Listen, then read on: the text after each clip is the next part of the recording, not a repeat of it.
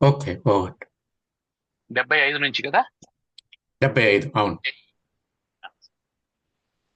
ఓం శివశక్త్యా యుక్తో ఓం శివశక్త్యా యుక్తో యది భవతి శక్తః ప్రభవితుం యది భవతి శక్తః ప్రభవితుం న చేదేవం దేవో న చేదేవం దేవో న ఖలు కుశలః స్పందితుమపి న ఖలు కుశలః స్పందితుమపి అతస్త్వామారాధ్యాం అతస్త్వామారాధ్యాం హరిహర విరించాదిభిరపి హరిహర విరించాదిభిరపి ప్రణంతుం స్తోతుం వా ప్రణంతుం స్తోతుం వా కథమకృత పుణ్యః ప్రభవతి. కథమకృత పుణ్యః ప్రభవతి. ఓం సర్వవేదాంత సిద్ధాంత గోచరం ఓం సర్వవేదాంత సిద్ధాంత గోచరం తమగోచరం తమగోచరం గోవిందం పరమానందం గోవిందం పరమానందం సద్గురుం ప్రణతోస్మ్యహం. సద్గురుం ప్రణతోస్మ్యహం.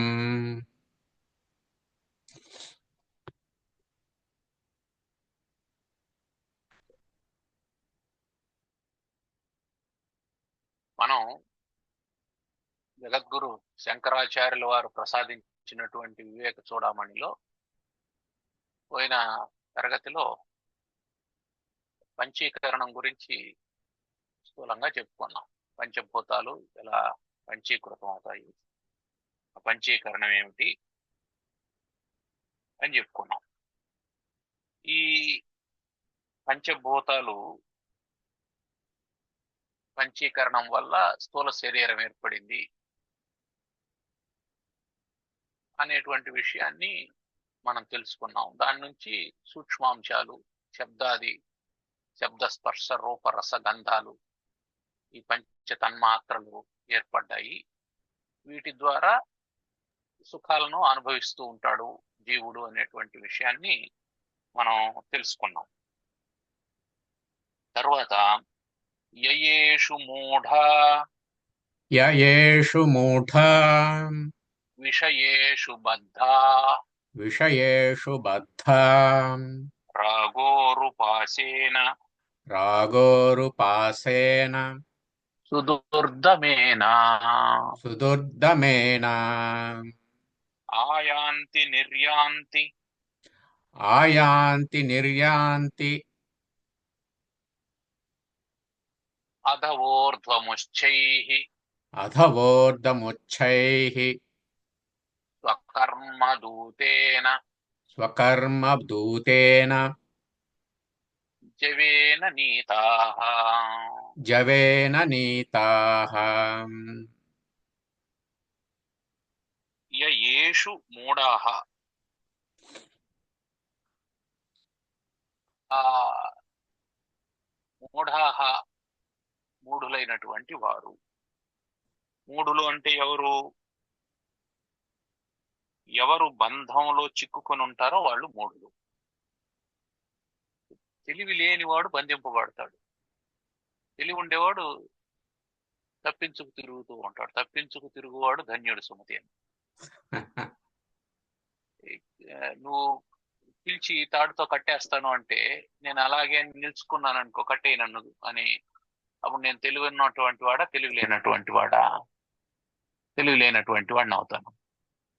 అందుకని మూఢాహ అన్నాడు స్వామి. మూఢాహ అనడంలో అర్థం ఏమిటి అంటే ఏమాత్రం తెలివి లేనటువంటి వాడు అని అర్థం. ఎవడు మూఢాహ? విషయేషు బద్ధ. యహ యేషు విషయేషు బద్ధాహ, ఎవరైతే ఈ విషయాల పట్ల బంధింపబడ్డారో. విషయాలు ఏమిటి? శబ్ద స్పర్శ రూప రస గంధాలు. ఇంద్రియ విషయాల గురించి మనం చర్చించుకున్నాం. ఈ ఇంద్రియ విషయాల పట్ల బద్ధాహ,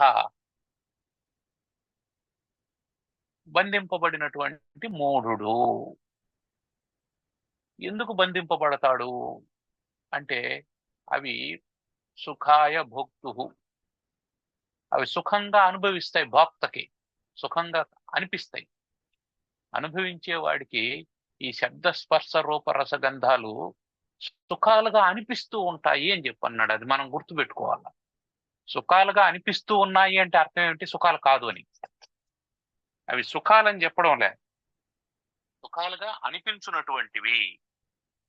సుఖాలుగా అనిపిస్తాయి అంటే అవి సుఖాలు కాదు అని. కాబట్టి శబ్దం సుఖం కాదు, స్పర్శ సుఖం కాదు. అయితే సుఖం కనిపిస్తూ ఉంది కదా, సుఖంగా ఉంది కదా అంటే ఆ సుఖం ఎక్కడుంది అంటే సుఖం నీలోనే ఉంది. ఇది గుర్తుపెట్టుకోవాలి. ఆనందం నీలో ఉంటుంది. ఆనందం నీ స్వరూపం. ఇది మర్చిపోకూడదు మనం ఎప్పుడు. నీ స్వరూపమైనటువంటి ఆనందము, నీ స్వరూపమైనటువంటి ఆనందం శబ్దము ద్వారా నీకు కలిగినట్లు నువ్వు భావన చేస్తూ ఉంటావు. ఇది కొంత విచిత్రంగా ఉంటుంది.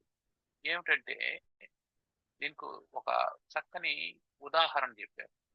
ఏమో ఉదాహరణ అంటే, ఒక కుక్క ఉంటది. ఆ కుక్కకు ఒక ఎండిపోయినటువంటి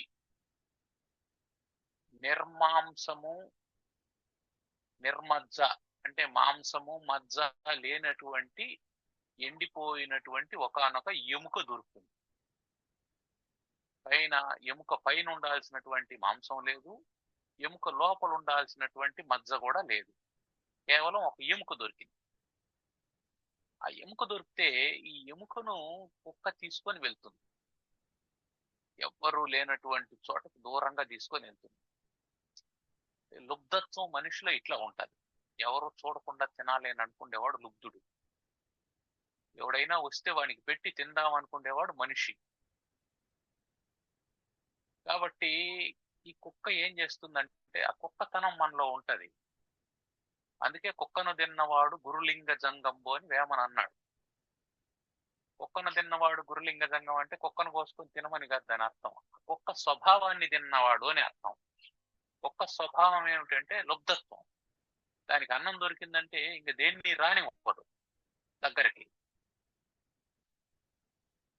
అట్లా దీనికి ఒక ఎముక దొరికింది. ఎముక దొరికితే ఇది పరిగెత్తుకుంటూ వెళ్ళింది. ఎముకని తీసుకొని ఊరు బయటకు వెళ్ళింది. ఊరు బయటకు వెళ్ళి ఇటు అటు చూసింది.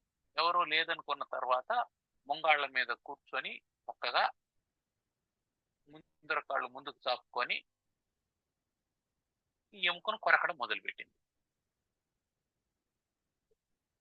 ఎందుకు? దీని పూర్వవాసనలు ఏమిటి అంటే ఎముక రుచిగా ఉంటుంది, ఎముక ఆకలిని తీరుస్తుంది అనేది దాని ఉద్దేశం. నిజానికి దాని ఆకలి తీరాలంటే దాంట్లో ఏముండాలా?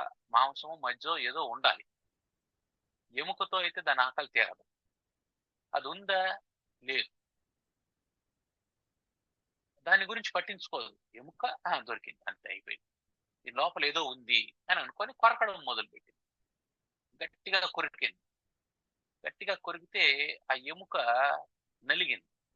నలిగి చిట్లిపోయి ఆ ఎముక ముక్కలు, చిన్న చిన్న ముక్కలు ఏమయ్యాయంటే దీనికి చిగుళ్లకు గుచ్చుకున్నాయి.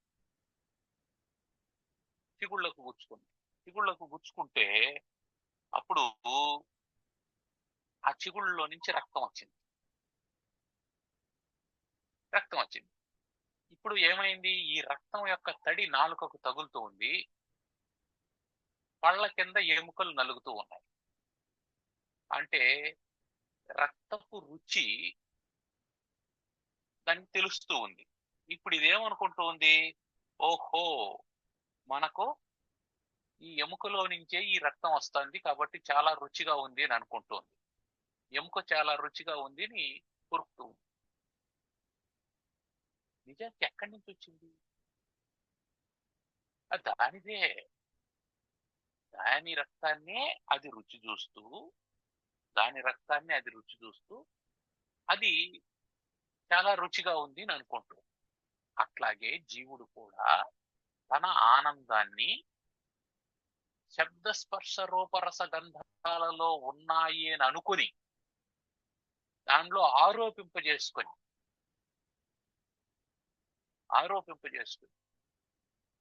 ఇప్పుడు లడ్డు రుచిగా ఉందా లేదా అని అంటే, రుచిగా ఉంది అంటే నీకు రుచిగా ఉండాలి, నాకు రుచిగా ఉండాలి, డయాబెటిక్ పేషెంట్ కు రుచిగా ఉండాలి, జ్వరం వచ్చిన వాడికి రుచిగా ఉండాలి. అంటే ఒక్కడికి రుచిగా ఉండేటువంటిది ఇంకొకటికి రుచిగా లేదు. ఒకడికి మసాలా దోశ నచ్చుతుంది, ఒకడికి పూరి నచ్చుతుంది. నిజంగానే మసాలా దోశ బాగుండేటి కంటే అందరికీ నచ్చాలి కదా.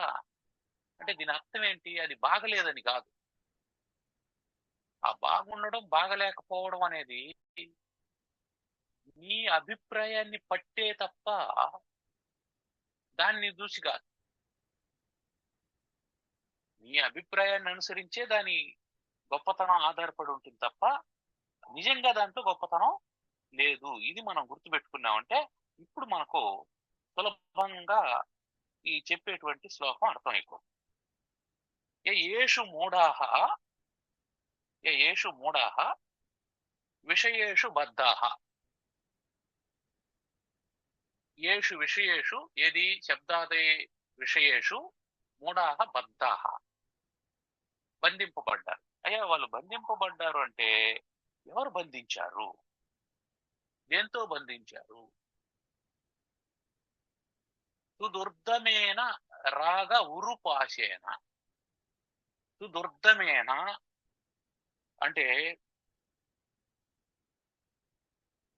దాన్ని ఖండించడానికి వీలుగానటువంటి పాశం.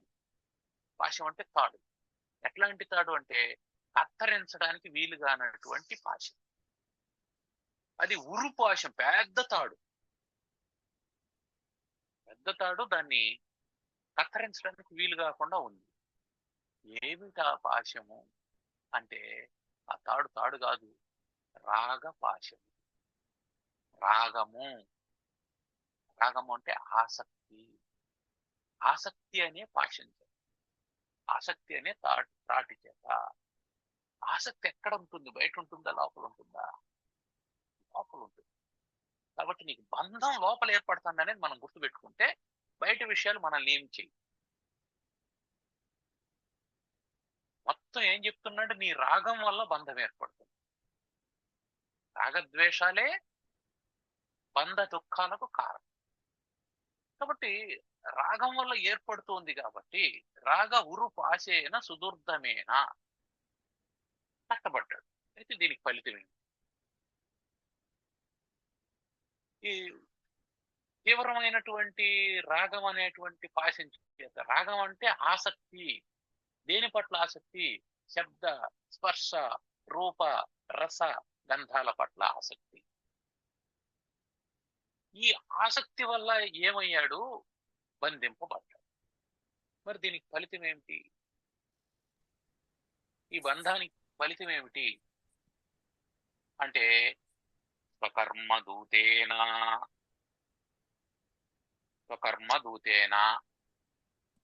తన యొక్క కర్మ అనేటువంటి దూత చేత, తన కర్మ అనేటువంటి దూత, దూత అంటే మధ్యవర్తి అని అనుకోండి. తన కర్మ అనేటువంటి మధ్యవర్తి జవేన నీతాహ, చాలా వేగంగా తీసుకొని పోతూ ఉంటాడు. ఎవరిని? మూఢులందరినీ. ఎక్కడికి తీసుకుపోతా అంటాడు?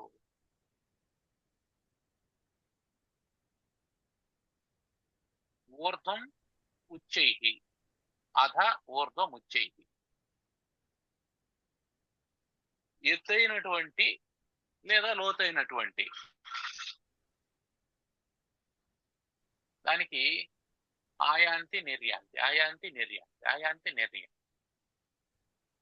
వస్తూ ఉంటారు, పోతూ ఉంటారు, వస్తూ ఉంటారు, పోతూ ఉంటారు. ఉచ్చైహి ఊర్ధ్వం, చాలా ఎత్తుగా పైకి తీసుకుపోతూ ఉంటాడు. ఎవరి? దూత. అంటే స్వర్గాది లోకాలకు తీసుకుపోతూ ఉంటాడని అర్థం. అదేవిధంగా అధహ, క్రిందికి నరకాది లోకాలకు తీసుకుపోతూ ఉంటాడు. అంటే ఇక్కడ ఏం చెప్తున్నాడు స్వామి మనకు? స్వర్గ నరకాలకు కారణభూతమైనటువంటిది స్వకర్మ. నువ్వు చేసేటువంటి కర్మ స్వర్గ నరకాలకు కారణభూతం అవుతుంది. ఆ కర్మ దేని వల్ల జరుగుతుంది అంటే రాగం వల్ల జరుగుతుంది. అంటే కర్మ అంటే పని. పని ఆసక్తితో చేస్తావా, అనాసక్తితో చేస్తావా? ఆసక్తితో చేసిన, అనాసక్తితో చేసిన. ఆసక్తితో చేస్తే రాగంతో చేసినట్టు, అనాసక్తితో చేస్తే ద్వేషంతో చేసినట్టు. విచిత్రం ఏం తెలుసా, ద్వేషం కూడా రాగమే. ఒకరిని ద్వేషించడం కూడా అదొక రకమైన రాగం, అది కూడా ఆసక్తి. అంటే ద్వేషించడం ఆసక్తి. మీరు కావాలంటే చూడండి, చక్కగా మనం ఇద్దరు మిత్రులు కలిసామనుకో, ఆ ఇద్దరు మిత్రులు కలిసినాము అంటే అర్థం ఏంటంటే రాగం ఉంది, ఆసక్తి ఉంది, కలవాలనేటువంటి ఆసక్తి. ఈ ఇద్దరు కలిసినప్పుడు ఏం చేస్తామంటే, ఎవరో ఒకరు, అంటే ఈ ఏ బి అనే ఇద్దరు మిత్రులు కలిశారు, ఎక్స్ అనేవాడు ఒకడు ఏకో బీకో ఏదో ఒక హాని చేసి ఉంటాడు, లేదా హాని తలపెట్టి ఉంటాడు. ఏకి హాని తలపెట్టుంటే ఏ మీద ద్వేషం, ఏకి ఎక్స్ మీద ద్వేషం ఉంటుంది. ఇప్పుడు ఏ ఏం చేస్తాడు, బితో ఆ ద్వేషాన్ని గురించి చెప్తాడు. చెప్పాల్సిన అవసరం ఏముంది, చెప్పాలనేటువంటి ఆసక్తి ఏర్పడింది. ఈ ద్వేషాన్ని కూడా ఆసక్తితోనే మళ్ళీ మళ్ళీ గుర్తు చేసుకుంటూ ఉంటాడు. ద్వేషం కూడా ఆసక్తే. ఎందుకు అంటే, నీకు ఇష్ట వస్తు ప్రాప్తి రాగం, ఇష్ట వస్తు ప్రాప్తి రాగం, అనిష్ట వస్తు త్యాగం ద్వేషం. ఇష్ట వస్తువుని నువ్వు పొందాలనుకోవడం రాగం, నీకు ఇష్టం లేని వస్తువుని పోగొట్టుకోవాలనుకోవడం ద్వేషం. కానీ ఈ రెండింటి యొక్క ఫలితం ఏమిటి, ఇష్టమైనటువంటి వస్తువును పొందినా, ఇష్టం లేనటువంటి వస్తువును పోగొట్టుకున్నా నీకు సుఖం కలుగుతుందని అనుకుంటున్నావు, అది విషయం. అందువల్ల ద్వేషం కూడా రాగమే, అదో రకమైనటువంటి రాగం, పోగొట్టుకోవాలనేటువంటి రాగం. పొందడానికి నువ్వు ఎంత ప్రయత్నం చేస్తుంటావు, పోగొట్టుకోవడానికి కూడా అదే ప్రయత్నం చేస్తుంటావు. ఇది రెండు ఉంటది, రెండు ఉంటది. అందువల్ల ఏం జరుగుతుంది, ఈ రాగం అనేది ప్రతిదానికి కారణం అవుతుంది. ప్రతి కర్మకు రాగమే కారణం. అది మంచి చేసినా చెడు చేసినా దానికి రాగమే కారణం అవుతుంది. ఈ రాగం అనేది పెద్ద పాశం, దీన్ని సుదుర్ధమేనా, దీన్ని ఖండించలేము అని చెప్పి అన్నాడు. ఎందుకు ఖండించలేము అని అన్నాడంటే, దీంట్లో ప్రారంధం కూడా కలిసి ఉంటుంది,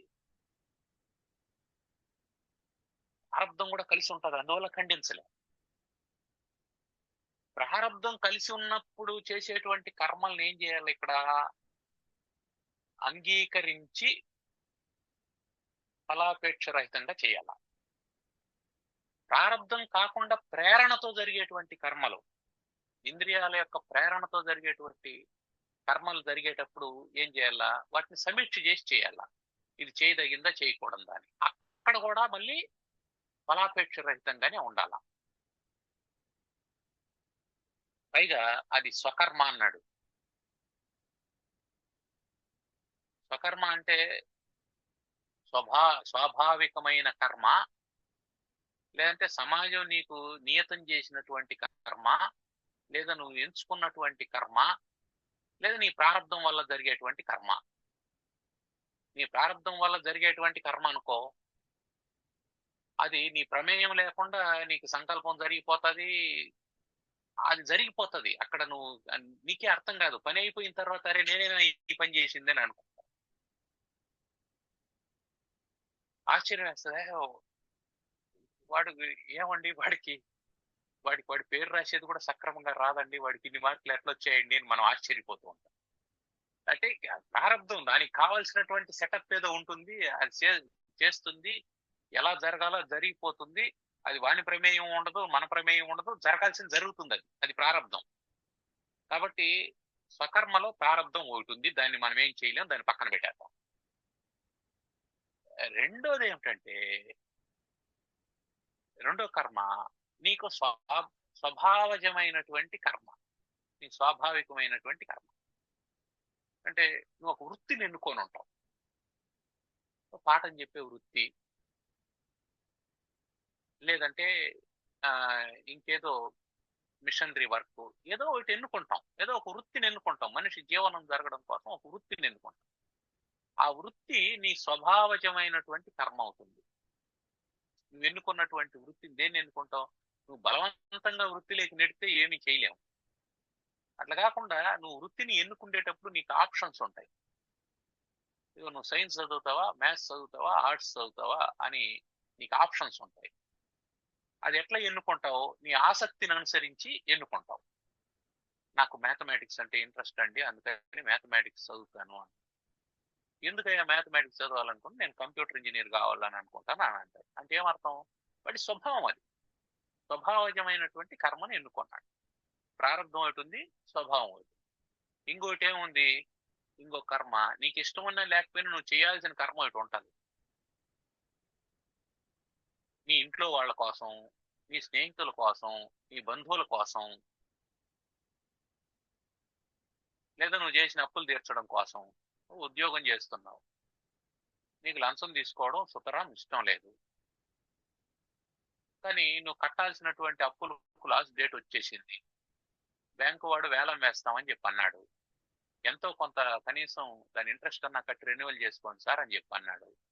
ఇప్పుడు లంచం తీసుకుంటే అవకాశం వచ్చింది. ఇంకో 2 రకాల వ్యక్తులు ఉంటారు. ఏమన్నా అయిపోని, ఆస్తి పోతే కూడా పోని, నేను ఈ పని చేయను అనేవాడు ఒకడు ఉంటాడు. ఒకడు ఏం చేస్తాడు? ఇప్పటికి తీసుకున్నాము, ఈ గండం నుంచి గట్టెక్కుదాము, ఆ తర్వాత ఆపేద్దాంలే అని అనుకుంటాడు. సరే, ఏదైనా సరే ఏమైందంటే చెరువు గండి పడిందంటే మళ్ళీ ఆగదు. అది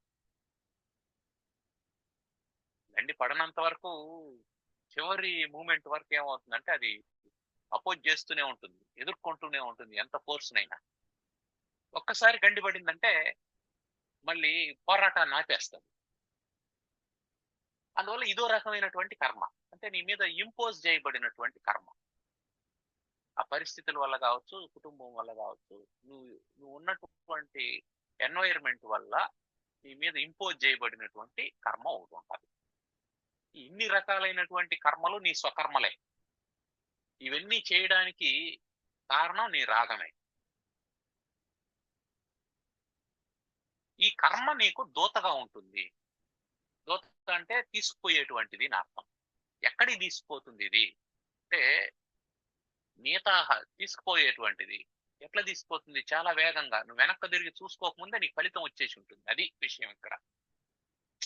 ఇప్పుడు ఆ కార్యకారణ సంబంధం చెప్తున్నాడు. నువ్వు పని చేసేసావు, ఫలితం వచ్చేసింది. పని చేసిన తర్వాత ఫలితాన్ని ఆపడానికి వీలు లేదు. మళ్ళీ దీనికి 2 రకాలైనటువంటి ఫలితాలు ఉంటాయి ఎప్పుడైనా ఒక పనికి. స్థూల ఫలితం, సూక్ష్మ ఫలితం 2 ఉంటాయి. ఇప్పుడు అవతల వాడు చెంప బట్టి కొట్టాడు, చెంప మీద వాతలు పడ్డాయి, నొప్పి పుట్టింది. ఇది స్థూల ఫలితం. దీనికి ఏదో ఆయింట్మెంట్ పూశారు, బాగా అయిపోయింది. సూక్ష్మ ఫలితం ఏం తెలుసా? వాడు నన్ను కొట్టాడు అనేటువంటి బాధ ఉంటుందే, అది సూక్ష్మ ఫలితం. దీనికి మందు పూసేదని కుదరదు. దీన్ని పోగొట్టుకోవడానికి ఏం చేస్తాడు? దీన్ని పోగొట్టుకోవడానికి పడేటువంటి తపనలో భాగంగా అవతల వాడి మీద నేను పగ తీర్చుకుంటాను, నేను కూడా కొట్టినానంటే నాకు మనశ్శాంతి కలుగుతుంది అని అనుకుంటాడు. అంటే ఏమర్థం? ఒక కర్మకి ఇంకొక కర్మ లింక్ అవుతా ఉంది అని అర్థం. ఒక కర్మ, దాని ఫలితము, దాని నుంచి ఇంకొక కర్మ, ఇది గొలుసులాగా మారిపోతూ ఉంది. కాబట్టి స్థూల ఫలితం కాసేపు కనిపించవచ్చు, పోవచ్చు, కానీ సూక్ష్మ ఫలితం వాసన రూపంలో అట్లాగే ఉండిపోతుంది. ఆ వాసన రూపంలో ఉండేటువంటి సూక్ష్మ ఫలితమే దూత. ఇది తీసుకుపోతుంది. వాడు వారంకు ముందు కొట్టాడు నిన్ను, నీ గాయం కూడా మానిపోయింది. ఇప్పుడు వాడు నీకు ఎదురుగా కనిపించాడు, వాడి చెంప నీ చేతికి దగ్గరగా ఉంది. ఇప్పుడు ఎందుకు కొడతా అంటావు? నీ గాయం లేదు, నొప్పి లేదు, వారం అయిపోయింది, ఇప్పుడు ఎందుకు కొట్టాలని అనుకుంటాడు వాడిని అంటే, వాడు కొట్టినటువంటి గాయం నీ మనసులో సూక్ష్మ రూపంలో ఉంది, అది నీకు ప్రేరణ కలిగిస్తూ ఉంది. అంటే ఇప్పుడు చేస్తూ ఉన్నటువంటి నీ కర్మకు ప్రేరణ ఏమిటి అంటే, నీ మనసులో సూక్ష్మ రూపంలో ఉండేటువంటి దూత, ఆ దూతను నిన్ను తీసుకొని వచ్చాడు ఇక. వాడు మళ్ళీ ఏం చేస్తున్నాడు? స్థూల కర్మ చేయిస్తున్నాడు నీ చేత. కర్మ చేయిస్తాడు. ఇప్పుడు ఎంత వేగంగా తీసుకొని వచ్చాడు, వాడు కనిపించగానే చెంప పట్టుకొట్టేసి, ఏం ఆలోచన చేయకుండా. వాడు మనకంటే బలవంతుడు, మనం ఇప్పుడు కొడితే మళ్ళీ మనల్ని చిత కొడతాడు, ఇవంతా ఏం ఆలోచన చేయడం లేదు. వాడు వెనకాల 10 మంది ఉండారు, ఇవంతా ఏం ఆలోచన చేయలే. అది కర్మ యొక్క ఫలితం ఆ విధంగా ఉంటుంది. అందువల్ల ఈ సూక్ష్మ కర్మ యొక్క ఫలం, కర్మ స్థూలంగా కనిపిస్తుంది, దాని యొక్క ఫలం సూక్ష్మమైనటువంటి ఫలం ఏం చేస్తుందంటే వాసనారూపంగా ఉండి అది మరొక కర్మకు ప్రేరణ కలిగిస్తుంది. ఇప్పుడు ఈ ప్రేరణ వల్ల ఏమైంది? మళ్ళీ నువ్వు కర్మ చేసావు, ఆ కర్మకు ఇంకొక వాసన ఉంది. అందువల్ల నిన్నేం చేస్తుంది? ఈ మూఢుడైనటువంటి వాడు ఏం చేస్తాడు? ఆయాంతి నిర్యాంతి, ఆయాంతి నిర్యాంతి, వస్తూ ఉంటాడు, పోతూ ఉంటాడు. ఎక్కడికి? కిందికి పైకి, కిందికి పైకి. సరే, స్వర్గ నరకాలను కొంచెం పక్కన పెట్టాను. కిందికి పైకి అనే దానికి నేరుగా ఉండే లిటరల్ గా ఉండేటువంటి మీనింగే తీసుకోండి. కింద పడుతూ ఉంటాడు, పైకి పోతూ ఉంటాడు. మంచి పని చేసినప్పుడు కీర్తి ఉంటుంది, చెడు పని చేసినప్పుడు అపకీర్తి ఉంటుంది. కింద పడుతూ ఉంటాడు, పైకి లేస్తాడు, కింద పడుతూ ఉంటాడు, పైకి లేస్తాడు. పడడం లేయడం, పడడం లేవడం, దుఃఖం సుఖం, దుఃఖం సుఖం, దుఃఖం సుఖం. తరంగం లాగా పైకి లేవడం, కిందికి పడడం, పైకి లేవడం, కిందికి. దీని అంతటికీ కారణం ఏమిటి? ఈ ఎగుడు దిగుడుగా ఉండడం కోసం. అంటే ఏమర్థం? మానవుని జీవితం ఎప్పుడు సరళ రేఖలాగా ఉండదో. It is not a straight line, it is curved one. Up and downs ఉంటాయి. ఈ అప్ అండ్ డౌన్స్ కారణం ఏమిటి? స్వకర్మ. అది పైకి తీసుకుపోతూ ఉంటుంది, మళ్ళీ కిందికి దోస్తూ ఉంటుంది, పైకి తీసుకుపోతూ ఉంటుంది, కిందికి దోస్తూ ఉంటుంది. ఈ కర్మ చేయడానికి కారణం ఏమిటంటే రాగము, ఇంట్రెస్ట్, ఆసక్తి. దేని మీద ఆసక్తి? విషయేషు. ఏ విషయాలు? ఇంద్రియ విషయాలు. ఏవవి? శబ్దము, స్పర్శ, రూపము, రసము, గంధము. వీటి మీద ఆసక్తి. ఈ 5 ఉంటాయి. ఈ 5 మనిషిని ఇన్ని రకాలుగా తయారు చేస్తూ ఉంటాయి. పర్ముటేషన్స్ అండ్ కాంబినేషన్స్ ఈ 5. మనం మనిషి ఏ పని చేస్తున్నా ఈ 5 ఏదో ఒకటి ఉంటుంది.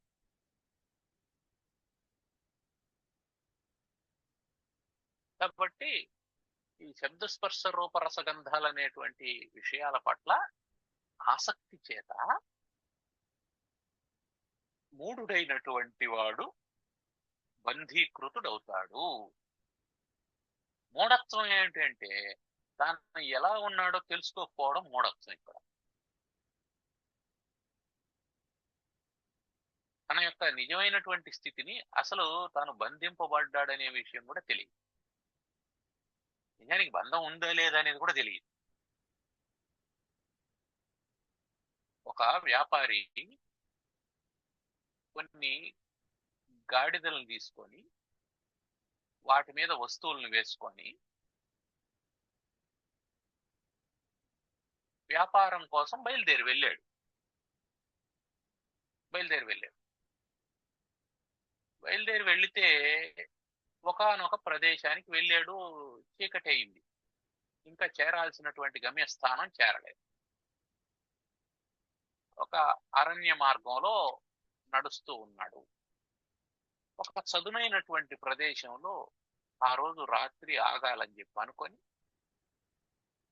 ఆగాడు. ఒక చలిమంట వేసుకున్నాడు. గాడిదలన్నీ ఉన్నాయి. ఈ గాడిదలు రాత్రిపూట ఇటు అటు వెళ్ళిపోతే ఏం చేయాలా? వాటి మీద ఉండేటువంటి బరువులేమో దించాడు కిందికి. ఇక పొద్దున్నే బరువులు వేయాల. బరువులు దించగానే అవి ఏమవుతాయి? ఇటు అటు తిరగడం మొదలుపెట్టాయి. వాటన్నిటినీ కట్టేయాల. వాటన్నిటినీ కట్టడానికి అన్నిటికీ కావాల్సినటువంటి తాడు లేదు, ఒకే తాడు ఉంది.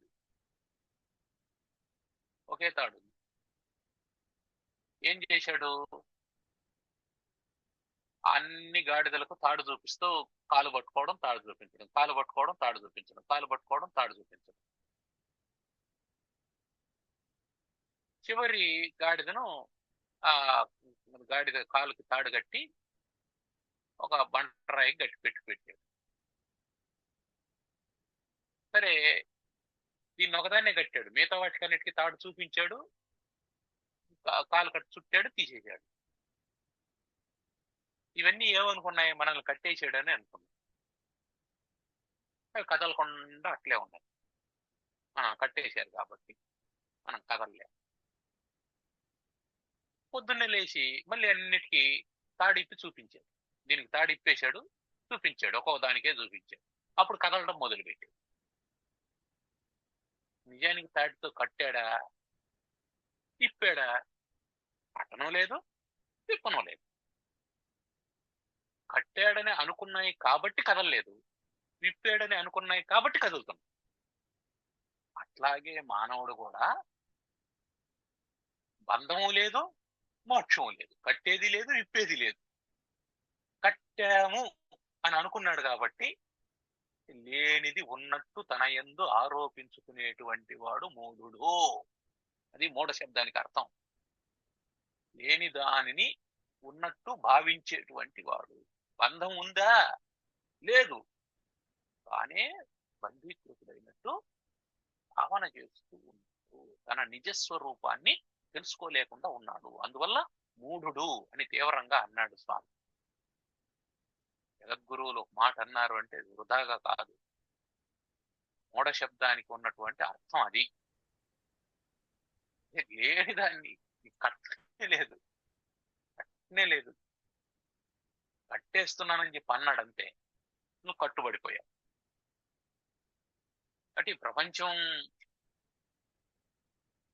అంతా కూడా నీకు శబ్ద స్పర్శ రూప రసగంధాలతో కనిపిస్తూ ఉంది. వాటి పట్ల నువ్వు ఆసక్తితో ఉన్నావు. ఆ ఆసక్తి వల్ల నువ్వు కర్మలు చేస్తూ ఉన్నావు. నువ్వు చేస్తూ ఉన్నటువంటి నీ కర్మ వల్ల ఇవన్నీ జరుగుతుంది. ఇప్పుడు దీంట్లో ఒక సందేహం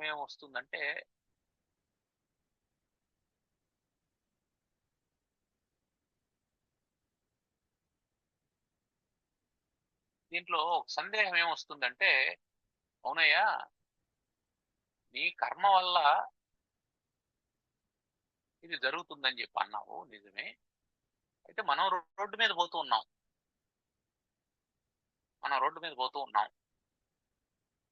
ఎవడో వచ్చి గుద్దాడు, అప్పుడు ఇది ఎవరి కర్మ? వాడు కదా కర్మ. గుద్దడం వాడి కర్మ, గాయపడడం నీ కర్మ. ఇది గుర్తుపెట్టుకోవాల్సింది. రెండు కలిస్తేనే ఇది జరుగుతుంది. కాబట్టి ఈ సముదాయంలో ఏదైనా జరిగింది అంటే అర్థం ఏంటంటే, రెండు కోయిన్సైడ్ అయినప్పుడు జరుగుతుంది అని గుర్తుపెట్టుకోవాలి. ఈ కర్మల వల్ల కిందికి పైకి తీసుకుపోతూ ఉంటాడు. కాబట్టి స్వర్గ నరకాదులు ఎలా వస్తాయి అంటే నీ పనుల వల్ల, స్వకర్మ. ఇది గుర్తుపెట్టుకోవాలి. దీన్ని ఆధారంగా చేసుకున్నావు అంటే నీ సుఖ దుఃఖాలను ఎవరి మీద రుద్దే ప్రయత్నం చేయవు. ఫలానా వాడి వల్ల నాకు ఈ కష్టం వచ్చింది, ఫలానా వాడు నన్ను మోసం చేశాడు, ఫలానా వాడి వల్ల నాకు దుఃఖం కలిగింది, లేదా ఫలానా వాడి వల్ల నాకు సుఖం కలిగింది, ఇదంతా తప్పు. ఎవడి వల్ల నీకు సుఖం కలిగేది లేదు, ఎవడి వల్ల నీకు దుఃఖం కలిగేది లేదు. నీ సుఖం నీదే, నీ దుఃఖం నీదే. స్వకర్మ. దీన్ని మనం ఏం చేయాలా? అనలైజ్ చేసుకోవాలి. మనం చేసేటువంటి పనిని అనలైజ్ చేసుకొని చేసినామంటే దాని ఫలితం దానంతగా అదే వస్తుంది. మనం విత్తనం వేసేటప్పుడే ఆలోచన చేయాలి. మనం వేప విత్తనం వేస్తాము అనేది విత్తనం వేసేటప్పుడే ఆలోచన చేయాలి. మనం ముళ్ళ చెట్టు నాటుతున్నాము అనే చెట్టు నాటేటప్పుడే ఆలోచన చేయాలి. వేసేసిన తర్వాత, పళ్ళు వచ్చిన తర్వాత, వేపకాయలు వచ్చిన తర్వాత ఇవి చేదుగా ఉన్నాయి, అని చెప్పంటే అవును అవును నాటింది అదే, నీకు వచ్చేది అదే. అప్పుడు కష్టాలన్నీ నాకే వస్తాయి, భగవంతుడు లేడు, దేవుడు ఉంటే నాకు ఈ పని ఇవన్నీ ఎందుకు చేస్తాడు? అవును, ఆయన నీ కోసం అన్ని చేయడానికి, అన్ని పనులు వదిలేసి నిన్నేదో ఉద్ధరించడం కోసం ఆయన సిద్ధంగా లేడు. నీ కర్మ, స్వకర్మ, నువ్వు ఏం చేస్తున్నావో దానికి ఫలితం ఆటోమేటిక్ గా జనరేట్. నువ్వు 2x2 కొట్టావంటే 4 రావాలి అని క్యాలిక్యులేటర్ లో ప్రోగ్రామ్ ఫిక్స్ అయిపోయి ఉంది. నువ్వు 2x2 కొట్టి 6 రావాలి అని అంటే ఇక్కడ ఫలితాన్ని నువ్వు ఎడిట్ చేయడానికి వీల్లేదు. నువ్వు అంకెల్ని మార్చచ్చు, కానీ దానికి వచ్చే ఫలితాన్ని నువ్వు ఎడిట్ చేయలేవు, అది నీ చేతిలో లేదు, దానికి నువ్వు కర్త కాదు. ఇది మనం గుర్తుపెట్టుకోవాల్సింది. Calculator is there, what you submit the result will come. మధ్యలో నువ్వు మల్టిప్లికేషన్ పెడుతున్నావా, అడిషన్ పెడుతున్నావా, సబ్స్ట్రాక్షన్ పెడుతున్నావా, డివిజన్ పెడుతున్నావా అనేది నీ బుద్ధి.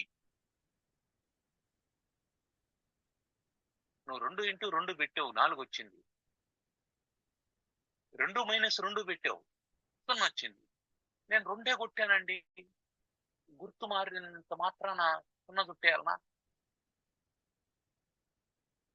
నేను 0ని ఎడిట్ చేస్తాను, 2 - 2 4 వచ్చేటట్టు చేస్తానంటే సిస్టమ్ ని నువ్వు మార్చలేవు. ఎందుకు? Program fixed. నువ్వు క్యాలిక్యులేటర్ని ఆపరేట్ చేయగలవే కానీ క్యాలిక్యులేటర్ లో ప్రోగ్రామ్ ఫిక్స్ చేసేటువంటి నాలెడ్జ్ నీకు లేదు. అది ఆ నాలెడ్జ్ నీది కాదు. లేదు నేను అది కూడా నేర్చుకున్నాను, దాన్ని మారుస్తాను అని చెప్పి అన్నాం అనుకో, అప్పుడు that is not the calculator.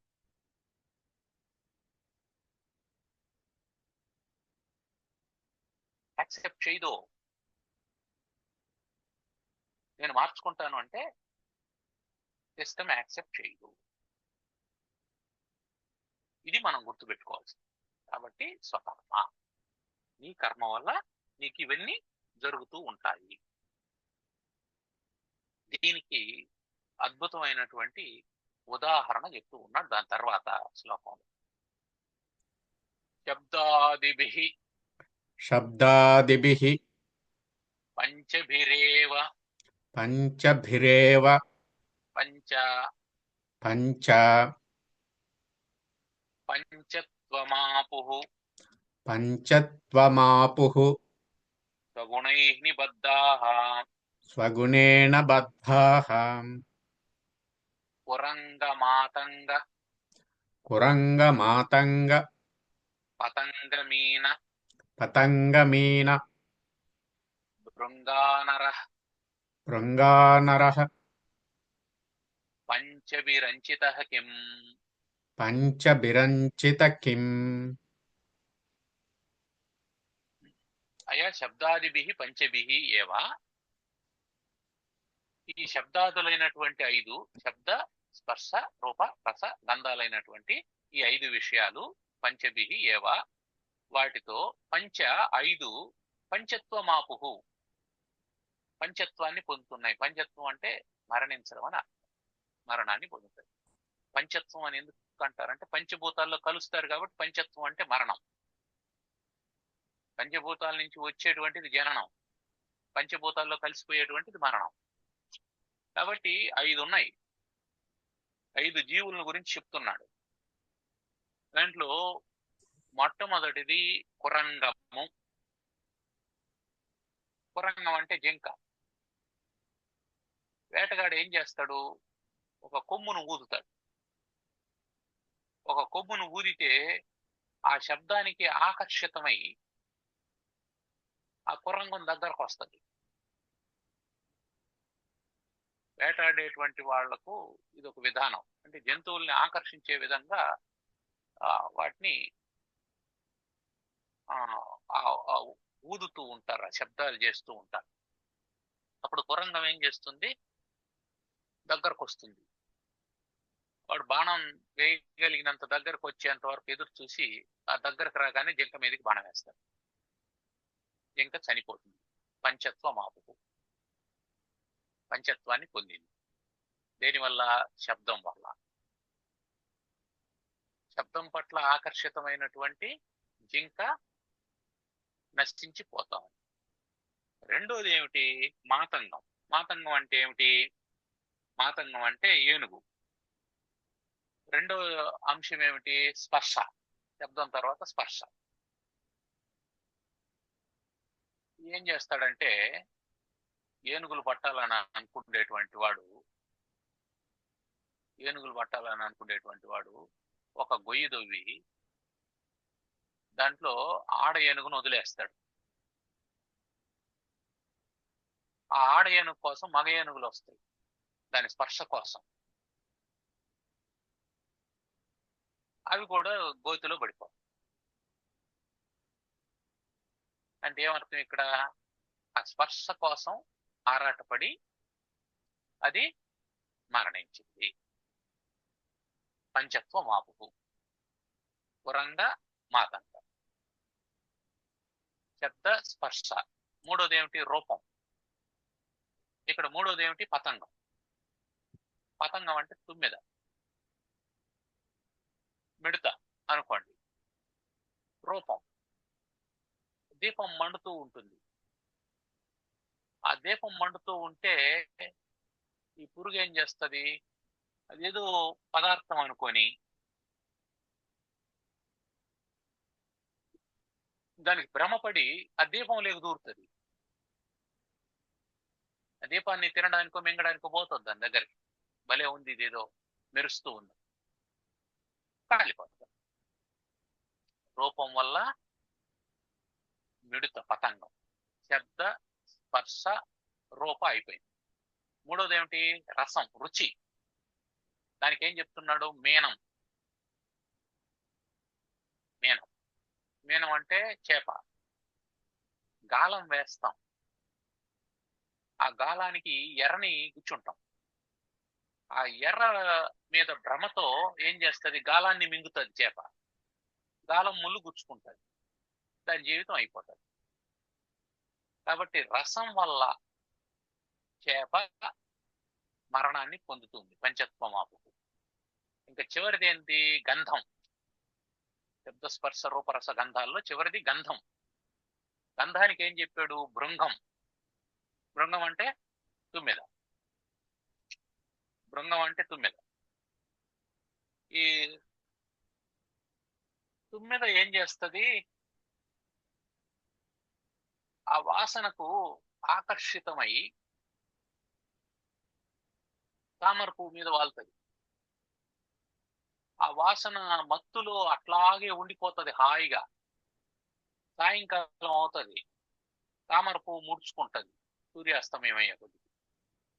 ఇది అందులోనే ఉండిపోతుంది, ఊపిరాడక చస్తుంది.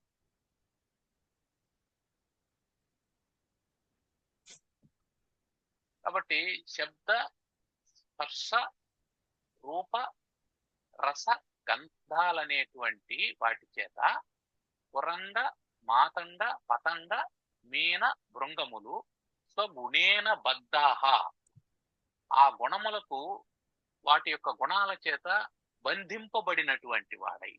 పురంగానికి ఉండే గుణం ఏమిటి? శబ్దాన్ని వినే గుణం. మాతంగానికి స్పర్శను కోరుకునే గుణం.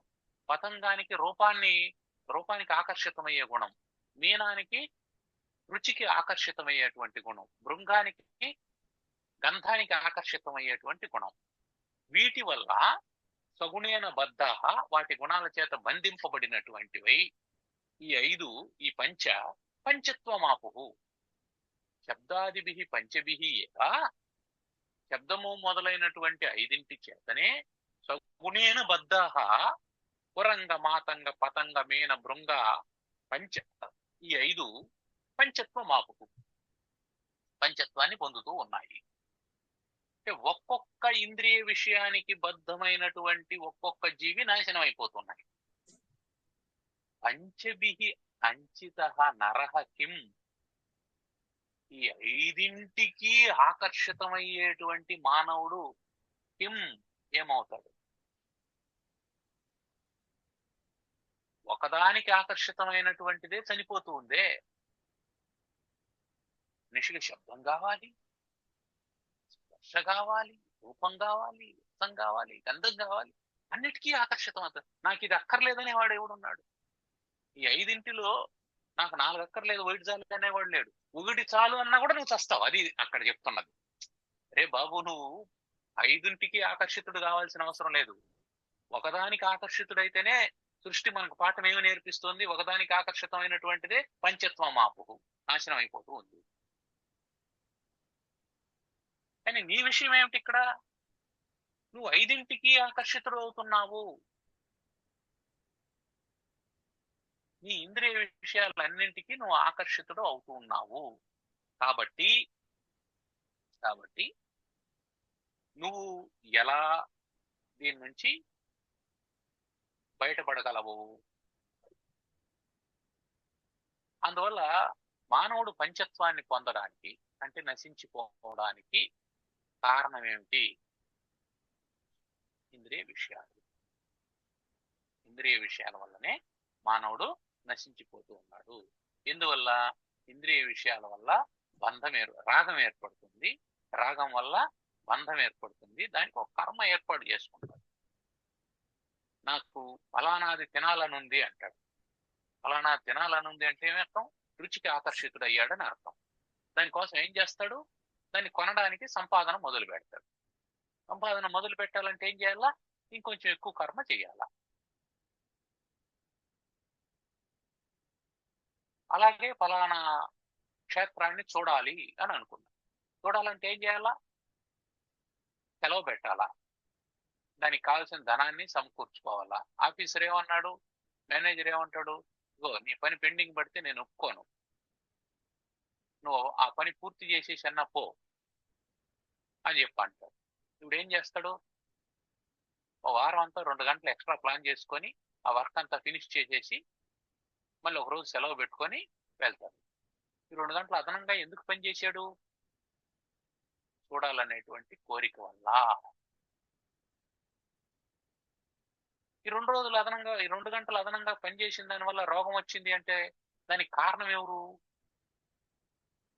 మేనేజర్ కాదు, పని కాదు, చూడాలన్నటువంటి నీ కోరిక.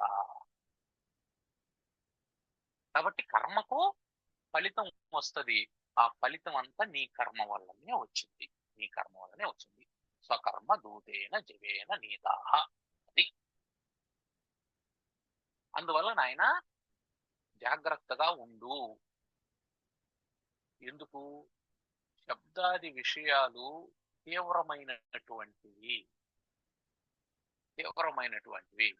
ఒక్కొక్కటే ఒక్కొక్క దాన్ని చంపేస్తున్నాయి. గుర్తుపెట్టుకో.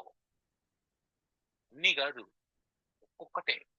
శబ్దానికి ఆకర్షితమై జింక చనిపోతుంది. స్పర్శకు ఆకర్షితమై ఏనుగంతటి చనిపోతుంది. రూపానికి ఆకర్షితమై మిడత చనిపోతూ ఉంది. రుచికి ఆకర్షితమై చేప చనిపోతూ ఉంది. శబ్దానికి ఆకర్షితమై తుమ్మెద చనిపోతూ ఉంది. లాంటిది మొత్తం 5 విషయాలకి ఆకర్షితుడైనటువంటి వాడివి నీవు. దేన్ని వదులుకోవడం లేదు. శబ్ద స్పర్శ రూప రసగంధాలేవి వదులుకోవడం లేదండి. నేనేం మ్యూజిక్ వినండి, నాకేం దాని పట్ల ఆకర్షిత. అరే బాబు, శబ్దం అంటే మ్యూజిక్ ఒకటే కాదు. నీ గురించి మాట్లాడేటువంటి 4 మంచి మాటలు కూడా శబ్దమే. నువ్వు ఎవరి దగ్గరికి వెళ్ళి కలుస్తావు చెప్పు? సాధారణంగా నిన్ను పొగిడే వాళ్ళ దగ్గరికి వెళ్తావు. నువ్వు ఒక ఇంటికి వెళ్ళావు. ఆ ఇంట్లో ఉండేటువంటి వ్యక్తులు నిన్ను, ఏమయ్యా నువ్వు ఇట్లాంటి పని చేస్తున్నావు, నీకు బుద్ధుందా, అసలు నిన్ను గడ్డమేవుడు పెంచమన్నాడు, ఇదేం బాగలేదు నీకు, రేపు వచ్చేటప్పుడు గడ్డం తీసేసిరా అని చెప్పి అన్నారు అనుకో. నువ్వేం చేస్తావు? పోతావా? రెండో రోజు ఇంకొక ఇంటికి పోయినావు. అబ్బబ్బబ్బా, ఈ గడ్డం నీకు భలే ఉందయ్యా, ఇంతకాలం ఎందుకు పెంచలేదు నువ్వు, చూస్తుంటే ఋషిలాగా ఉన్నావు, చాలా చాలా బాగుంది అని చెప్పి అన్నాడు. రెండో రోజు ఏ ఇంటికి పోతావు అంటే, శబ్దం అంటే కేవలం సంగీతం అని కాదు. నీకు అనుకూలమైనటువంటి ప్రతి మాట శబ్దం కిందనే తీసుకోవాలి మనం. కాబట్టి ఎక్కడ అనుకూల ప్రతికూలాలు ఉంటాయో వాటిని మనిషి ఎప్పుడు చూసుకుంటూ ఉంటాడు. ప్రతికూలంగా ఉండేదాన్ని పోగొట్టుకోవాలని ప్రయత్నం చేస్తాడు. అనుకూలంగా ఉండేదాన్ని పొందాలని ప్రయత్నం చేస్తాడు. ఈ పోగొట్టుకోవడం అనేది దాన్ని ద్వేషం అంటాం. పొందడం అనేదాన్ని రాగం అంటాం. ఈ రెండిటి వల్ల బంధం ఏర్పడుతుంది. రాగం వల్లనూ బంధమే ఏర్పడుతుంది, ద్వేషం వల్ల కూడా బంధమే ఏర్పడుతుంది. ఒక్కొక్కసారి ఏమవుతుందంటే రాగం వల్ల కలిగినటువంటి బంధం కంటే ద్వేషం వల్ల కలిగినటువంటి బంధం ప్రమాదంగా మారిపోతుంది. నీకు రాగం వల్ల బంధం ఏర్పడింది అని అంటే, నీకు రాగం ఎవరి మీద ఏర్పడింది? ఎవరో అనాథల మీద ఏర్పడింది, లేదా వృద్ధాశ్రమంలో ఉండే వృద్ధుల మీద నీకు రాగం ఏర్పడింది. ఏం చేస్తావు? నెలకో నాటికి వృద్ధాశ్రమానికో అనాథాశ్రమానికో వెళ్తావు, వాళ్ళకు భోజనం పెడతావు, వాళ్ళకి బట్టలు కావాలంటే కొనిస్తావు, 3 నెలలకో 6 నెలలకో ఒక నాటికి. ఇంకేదో వాళ్ళకి కావాల్సినటువంటి ఏర్పాట్లు ఏవో చేస్తావు. చలికాలం వస్తే దుప్పట్లు కొనిస్తావు, ఏదో చేస్తావు, అయిపోయింది. దీనివల్ల నీకేమవుతుంది? వచ్చే నష్టమేం లేదు. అదే ఒక వ్యక్తి మీద ద్వేషం ఏర్పడింది. ద్వేషం ఏర్పడితే ఏం చేస్తావు? వాడి మీద పగ తీర్చుకోవాలి అనేసి ప్రణాళికలు రచిస్తావు. కాపు కాస్తావు, వాడు ఎక్కడ దొరుకుతాడో చూస్తావు, ఒక రెక్కి నిర్వహిస్తావు, వాడిని కొట్టాలనుకుంటావు, నీ బలం సరిపోతుందా లేదో చూస్తావు, ఇంకెవరినన్నా సపోర్ట్ తెచ్చుకోవాలని అనుకుంటావు, ఇవన్నీ చేస్తావు. అంటే రాగం వల్లనూ పని చేస్తున్నావు, ద్వేషం వల్ల కూడా పని చేస్తున్నావు అనేది గుర్తుపెట్టుకోవాలి. ఇప్పుడు రాగానికి ఉండే ఫలితానికి ద్వేషానికి ఉండే ఫలితానికి మనం కంపేర్ చేసుకున్నామంటే, రాగం వల్ల వచ్చేటువంటి ఫలితం, అయ్యో ఆయన మంచివాడండి, అనాథలకు సేవ చేస్తున్నాడండి, వృద్ధులకు సేవ చేస్తున్నాడండి అని అంట. వాడు దుర్మార్గుడండి, వాడిని కొట్టేశాడు, వీడిని కొట్టేశాడు అని అంట. అంతకుముందు వాడు నన్ను కొట్టాడంటే అది వాళ్ళకి తెలియదు కదా. కాబట్టి రాగానికి ఫలితం ఉంటది, ద్వేషానికి ఫలితం ఉంటది. రాగానికి ఉండేటువంటి ఫలితం ఒక రకంగా ఉంటది, ద్వేషానికి ఉండేటువంటి ఫలితం ఒక రకంగా ఉంటది. ఈ రెండు నిన్ను బంధీకృతున్నే చేస్తాయి, రెండు బంధాన్నే కలిగిస్తాయి. కాబట్టి స్వకర్మ. మంచి పని చేసినప్పుడు, రాగంతో నువ్వు పని చేసినప్పుడు ఉచ్చేయి, ఊర్ధ్వం. ద్వేషంతో చేసినప్పుడు అధహ. ఈ రెండిటికి కారణం ఏమిటి? ఈ కర్మకు కారణం ఏమిటి? శబ్దాదులు కారణం. అందువల్ల వాటితో జాగ్రత్తగా ఉండు. ఒకటే దుర్మార్గమైనటువంటిది. అట్లాంటిది 5 అంటే సామాన్యమైన విషయం కాదు. ఈ 5 అంటే సామాన్యమైనటువంటి విషయం కాదు.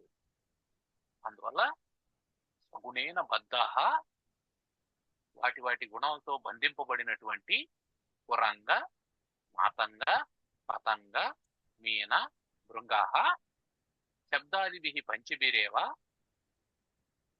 ఈ పంచత్వమాపుః, పంచత్వాన్ని పొందుతూ ఉన్నాయి. అయితే పంచభిః అంచితః, ఈ 5ంటితో కలిసి ఉన్నటువంటి నరః పంచత్వమాపుః కిం, పంచత్వాన్ని పొందడా? పొంది తీరుతాడు అని చెప్పాడు. కాబట్టి బంధానికి కారణాన్ని చెప్తూ ఉన్నాడు.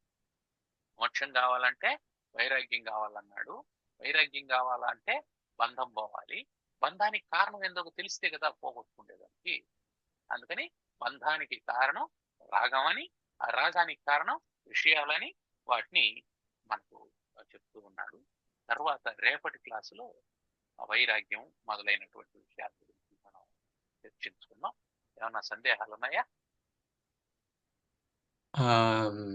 ఇప్పుడు శబ్ద స్పర్శ రూప రస గంధాల వల్ల పంచత్వం పొందుతారు అనేసి స్పష్టంగా తెలియజేయడం జరిగింది. కానీ ఈ 5ంటికి ఆకర్షణ కాకపోతే పంచత్వం పొందడా? పొందుతాడు. అది ప్రారంభంతో పొందుతాడు. ప్రారంభం. బాగుంది. అంతే ఓకే. తేడా. ప్రారంభంతో శరీరం వచ్చింది, అదే ప్రారంభంతో పోతుంది. అదే. దాన్ని ఎవడు ఆపలేడు. అయితే ఏమవుతుంది, ఈ ప్రారంభానికంటే ముందే ఈ బంధం వల్ల దీన్ని కాంప్లికేట్ చేసుకుంటాం, కాంప్లెక్స్ గా మార్చేస్తాం. ఉమ్, పోతాడు, పోయేది నియతం. ఎలా పోతున్నాడు? ఆనందంగా పోతున్నాడా, దుఃఖంతో పోతున్నాడా, ఆశతో పోతున్నాడా, నిరాశతో పోతున్నాడా, ఏదో సాధించలేకుండా ఉన్నాం అనేటువంటి ఇబ్బందితో పోతున్నాడా అనేది కదా ప్రధానమైనటువంటి. పోకుండా ఉండేది ఎవ్వడూ లేదు.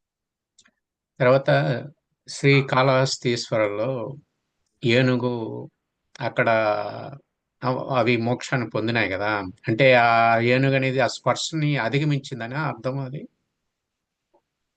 అక్కడ ఇప్పుడు ఈ శబ్ద స్పర్శ రూపరసగంధాల్ని ఎవడు అధిగమించలేడు. మనం గుర్తుపెట్టుకోవాలి. శబ్ద స్పర్శ రూపరసగంధాల్ని అధిగమించలేనప్పుడు ఏం చేయాలి? అంగీకరించి శబ్దాన్ని భగవత్ శబ్దంగా మార్చాలా, స్పర్శను భగవత్ స్పర్శగా మార్చాలా, రూపాన్ని భగవద్ రూపంగా మార్చాలా, రుచిని ప్రసాద రుచిగా మార్చాలా, గంధాన్ని భగవద్ గంధంగా మార్చాలా. ఇట్లా మార్చుకున్నామంటే బంధం ఏర్పడుతుంది. ఇక్కడ విషయాల మీద, వస్తువులతో కదా విషయం ఏర్పడతా ఉంది. ఇక్కడ ఇప్పుడు స్పర్శ అంటే ఏమిటి? వస్తువుల మీద స్పర్శ. ఇది మృదువుగా ఉంది, ఇది కఠినంగా ఉంది అని. ఇది స్త్రీ స్పర్శ, ఇది పురుష స్పర్శ అని. దానికి కదా ఆకర్షితుడవుతూ ఉన్నాడు. అక్కడ ఆ స్పర్శ ఇవంతా ఏమీ లేదు. శ్రీకాళహస్తి విషయంలో అక్కడ పూజ చేసింది అంతే. నాకు భగవంతుడు కావాలి, పూజ చేసింది.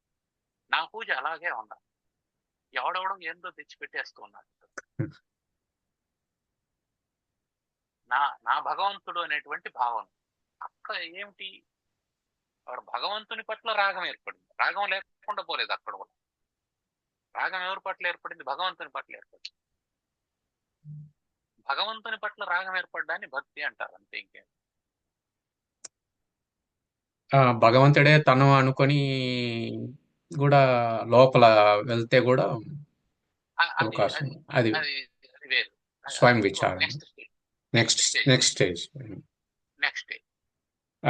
తర్వాత మనకి సుఖ దుఃఖాలు అనేది అప్ అండ్ డౌన్స్ లాగా తరంగం లాగా ఏర్పడి అనేది అనుకున్నాం కదా, దాన్ని మనం శక్తి అనుకోవచ్చునా? ఏమది తరంగాలు లేకుండా నేరుగా ఉంటే ఎలా ఉంటది? అది ఏమన్నా నేరుగా ఉంటే అదేమిటి కార్డియోగ్రామ్ లాగా ఉంటుందండి. అదే దానికి దీనికి ఏమన్నా శక్తికి ఏమన్నా దీనికి సంబంధం ఉందా? అది శక్తే, ఇది శక్తే. జననము శక్తే, మరణము శక్తే. జననము శక్తే, మరణము శక్తే. అయితే ఇక్కడ ఏమిటి తరంగాల్లాగా ఉంది అన్నప్పుడు ఇది కైనెటిక్ ఎనర్జీ. స్ట్రైట్ లైన్ లాగా ఉందంటే అది పొటెన్షియల్ ఎనర్జీ. అది స్థితి శక్తి, ఇది గతి శక్తి. ఇక్కడ గతి కలుగుతూ ఉంది, మూమెంట్ ఉంది. కాబట్టి జీవితంలో మూమెంట్ ఉంటుంది. మూమెంట్ ఎందువల్ల వస్తుంది అంటే, మూమెంట్ రావడానికి కారణం ప్రారంభం.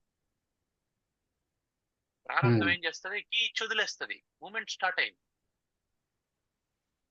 ఈ ప్రారంభాన్ని ప్రారంభంగా తీసుకున్నటువంటి వాడి మూమెంట్ ఈ ఆ అలల్లో ఉండేటువంటి హెచ్చు తగ్గులు చిన్నవిగా ఉంటాయి.